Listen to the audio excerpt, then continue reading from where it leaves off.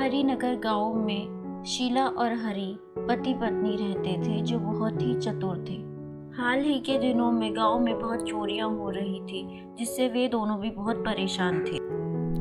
यहाँ चोरियां बहुत हो रही हैं, पर सामान लेने तो जाना पड़ेगा। शहर घर खाली छोड़कर कैसे जाएं? पर सामान लेने तो जाना ही पड़ेगा, वरना भी बारिश आने पर घर की छत टपकने लगेगी। एक काम करते हैं, जंगल के रास्ते से चलते हैं शहर। एक दिन में ही आना जाना हो जाएगा, तो चोरी का भी डर नहीं रहेगा। वो दोनों शहर जाते हैं जंगल के रास्ते से सामान लेने के लिए, पर दोनों को चोरी की भी चिंता होती है। वो मन ही मन सोच रहे होते हैं कहीं घर पर चोरी ना हो जाए। तभी शीला को प्यास लगती है और वो मन में सोचती है यहाँ पानी मिल जाए। सुनो, वहाँ एक कुआं है, पानी पीना है। चलो पानी पी लेते हैं। जैसे ही शीला कुएं से पानी पीती है, तभी वहाँ कुएं से एक परी निकल कर आती है। आज 100 साल बाद इस कुएं का पानी किसी ने पिया है। एक तांत्रिक के शाप से मैं यहाँ कैद थी, अब मैं आजाद हो गई हूँ। तुम मांगो, जो मांगोगे वही पाओगे। हमारे गांव में चोरी बहुत होती है, कुछ ऐसा दो जिससे हमारे गांव में चोरी ना हो। ठीक है, ये लो जादुई डंडा।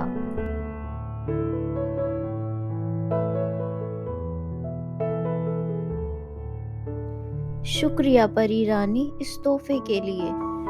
तुम्हें इस डंडे को लेकर बस एक मंत्र बोलना है, चोर के सर पर बज दनादन। इतना कहकर परी रानी वहां से चली जाती है और वो दोनों डंडा लेकर गांव की तरफ आते हैं।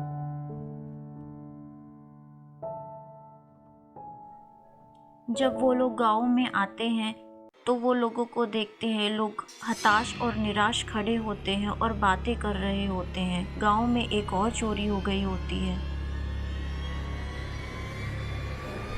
क्या हुआ? सब क्या बातें कर रहे हैं? क्या फिर से चोरी हुई है? हाँ बेटा, गांव में फिर से चोरी हुई है।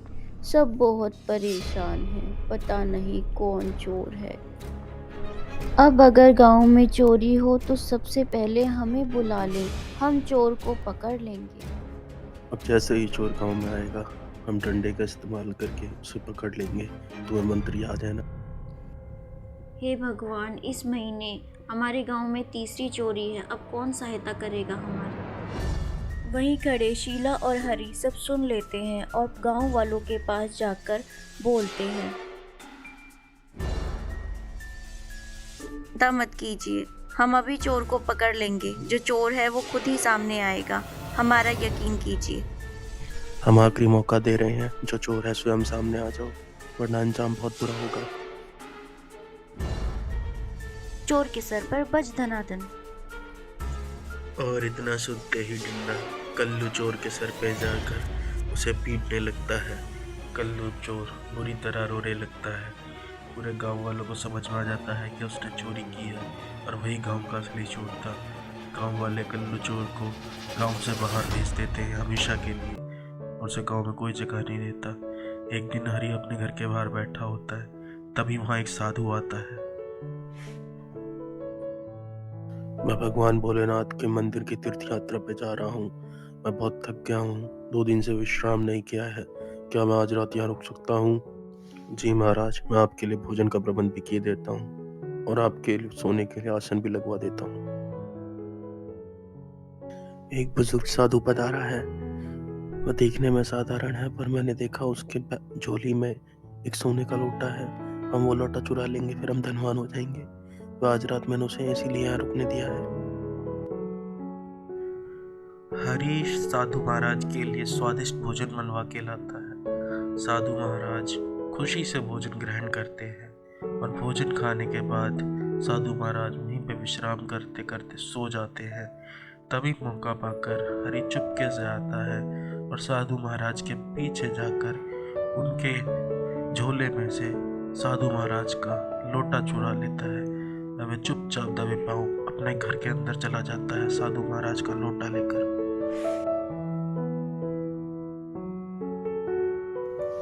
ये सोने का लोटा है, किसी को कानो कान खबर नहीं होगी। अब हम अमीर हो गए। हर हर महादेव, जय शिव शंभो। साधु महाराज के उठने के बाद दोनों पति पत्नी वहां आते हैं। प्रणाम महाराज। प्रणाम। प्रणाम तक तो ठीक है, पर मेरा लोटा तो दो जो तुमने चुराया है। हमारे पास आपका कोई लोटा नहीं है। हमने तो आपकी सेवा करी है और आप हम पर ही चोरी का इल्जाम लगा रहे हैं। हरि और शीला लोटे की बात से इनकार कर देते हैं और उल्टा साधु को ही डांटने लगते हैं। हमने आपका कोई लोटा नहीं चुराया महाराज, अब हम पर क्यों झूठा इल्जाम लगा रहे हैं। यह सब देखकर तभी वहाँ कुछ गांव वाले भी आ जाते हैं और देखते हैं क्या तमाशा हो रहा है। प्रणाम महाराज। प्रणाम महाराज। इन दोनों धूर्त पति पत्नियों ने मेरा सोने का लोटा चुराया है। इनसे कहो कि मेरा लोटा मुझे वापस कर दे, अन्यथा मैं गांव को श्राप दे दूंगा और तुम्हारे पूरे गांव में अकाल पड़ जाएगा।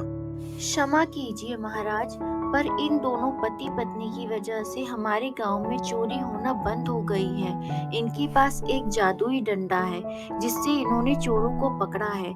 ये चोरी नहीं कर सकते। ठीक है बेटा, बुलाओ उस जादुई डंडे को।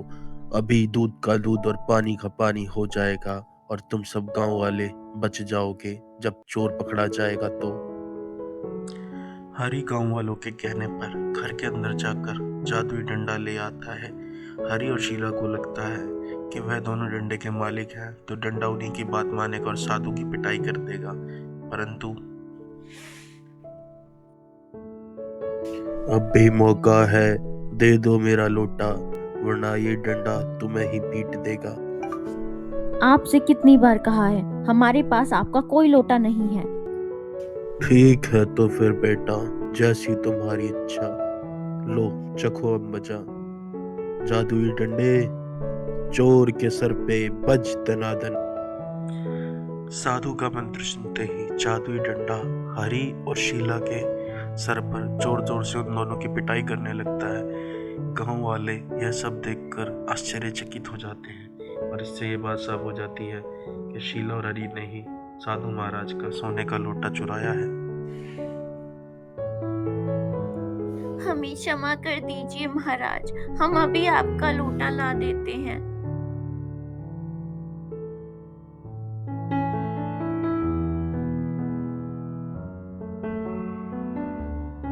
ये रहा महाराज आपका लोटा, इसे रख लो और हमें क्षमा कर दो। अब हम किसी की कोई चीज नहीं लेंगे, हमारे मन में लालच आ गया था।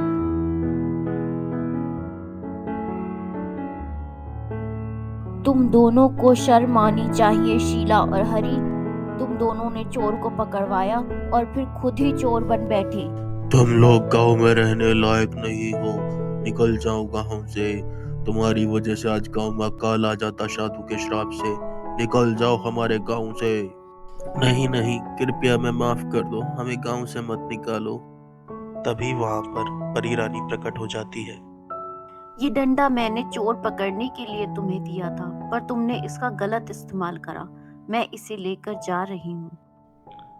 परी वहां से जादू का डंडा लेकर चली जाती है और सभी गांव वाले गुस्सा होकर हरि और शीला को खरी खोटी सुनाते हैं और उनको उनके कर्मों की सजा मिल जाती है।